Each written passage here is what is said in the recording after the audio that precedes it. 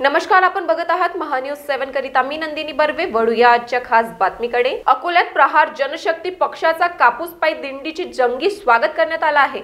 अकोट कृषी उत्पन्न बाजार समितीच्या गेट पासून दिंडीला सुरुवात झाली। मंदिरात हनुमंतरायाचे दर्शन घेतल्यानंतर दिंडी सजलेल्या रथासह देशभक्तीपर गीतांच्या गजरात अकोल्याकडे रवाना झाली। शेतकऱ्यांवर राज्य सरकारने अन्याय केला असल्याचा प्रहारचा आरोप आहे। कापूस एकरी 11 क्विंटल मर्यादा ठेवून शेतकऱ्यांचे नुकसान झाल्याचं जिल्हाध्यक्ष कुलदीप वसू यांनी सांगितले। सीसीआय अधिकाऱ्यांनी राज्य सरकारमुळे कापूस खरेदी कमी होत असल्याचं पत्र दिल्याचा दावा केला आहे। जिल्हाधिकाऱ्यांनी सरकारला कळवले, परंतु अद्याप प्रतिसाद नाही।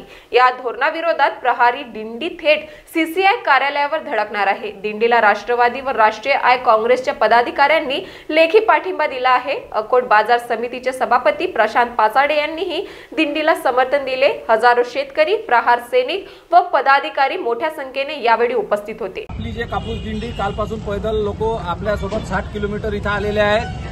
आज आपल्याला सीसीआय ऑफिस मध्ये जे आपण सर्व शेतकऱ्यांसमोर 2 तास चर्चा केलेली आहे। या चर्चेच्या नंतर असं निघालेलं आहे की ही खरेदी सर्व राज्य सरकारच्या अखत्यारीत चालू आहे।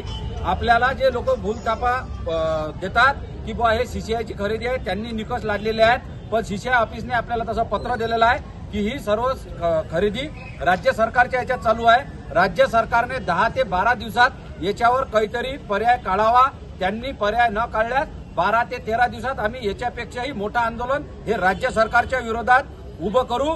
एवढं बोलून 2 शब्द संपवतो। अकोटवरून सचिन पाटील यांची report, Mahanews 7। This video is sponsored by Shivam Jordan.